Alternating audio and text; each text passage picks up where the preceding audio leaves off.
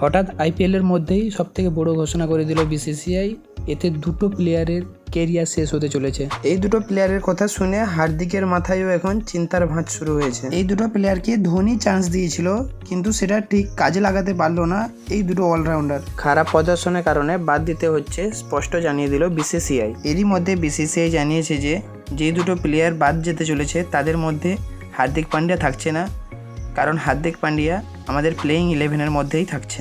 ভারতের আগের স্কোয়াড দেখে সবাই আঙুল তুলে এটা বলছিল যে ভারত কখনোই বিশ্বকাপ জিততে পারবে না, কিন্তু তারা জানে না যে রোহিত শর্মার মনে কী চলছিল।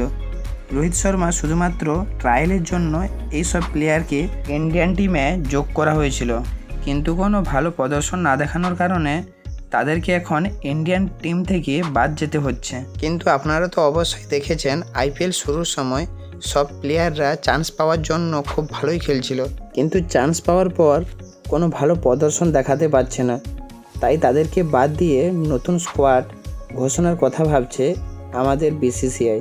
যে দুজনকে বাদ দেওয়া হচ্ছে তাদের মধ্যে 1 নম্বর হচ্ছে শিবম দুবে।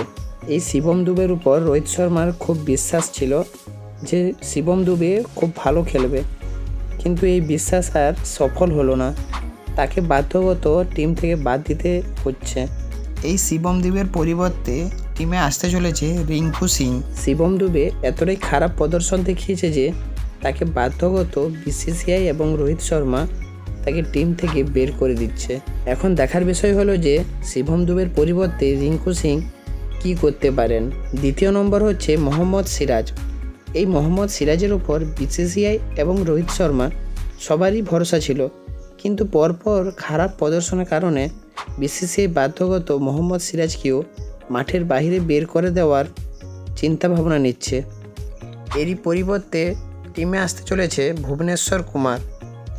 ভুবনেশ্বর কুমার পরপর ভালো প্রদর্শন দেখানোর কারণে টিমে চান্স পাওয়ার সুযোগ পেয়ে গেছেন। এখন দেখার বিষয় হলো যে ভুবনেশ্বর কুমার এবং রিঙ্কু সিং আমাদের ওয়ার্ল্ড কাপে কী করতে পারেন, এবং এরই সঙ্গে কথা উঠছিল যে রিয়ান পরাগকেও সুযোগ দেওয়া উচিত, কারণ রিয়ান পরাগও খুব ভালো প্রদর্শন দেখাতে লেগেছেন।